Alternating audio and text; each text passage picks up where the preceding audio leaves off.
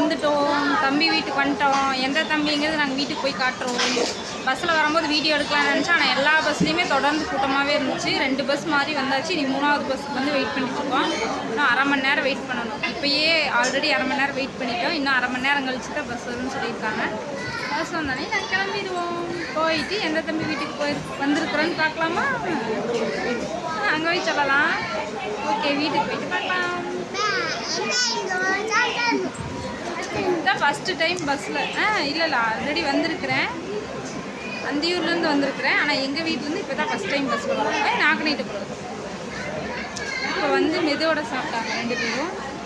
மெதுவோட சாப்பிட்டு நாங்கள் வெயிட் பண்ணிகிட்டு இருக்கோம். சொன்னோடனே வீட்டுக்கு போய் பார்க்கலாம். சமாளிக்க முடியல ஃப்ரெண்ட்ஸ். நேற்றே வந்து ஊருக்கு வந்துட்டோம்.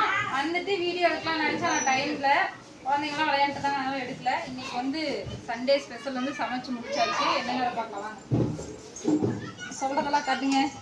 ஃபஸ்ட்டு வந்து கொழுப்பு வறுவல், அடுத்தது வந்து சிக்கன் வறுவல், அப்புறம் வந்து இது வந்து எலும்பு ரசம். எப்பவும் போல் இவங்க வந்து அது வைக்க மாட்டாங்க. நான் வந்ததுனால வைக்க வேண்டிய நிலைமை ஆயிடுச்சு.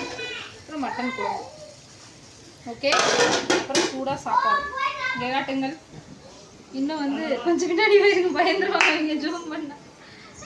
என்ன விசில் அடங்கலிங்க ஃப்ரெண்ட்ஸ். இதுதான் இன்றைக்கி வந்து சண்டே ஸ்பெஷல் நம்ம வீட்டில். சரிங்களா?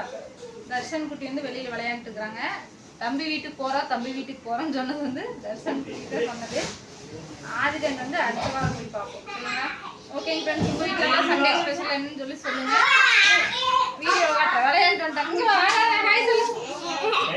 தர்ஷன் நீங்க வா. ஐயோ சரி சரி, நிலைமை மோசமா இருக்குது. அப்புறமா காட்டுறேன். விளையாண்டுக்கிறாங்க. ஓகே, அப்புறமா கண்டினியூ பண்ணுறேன்.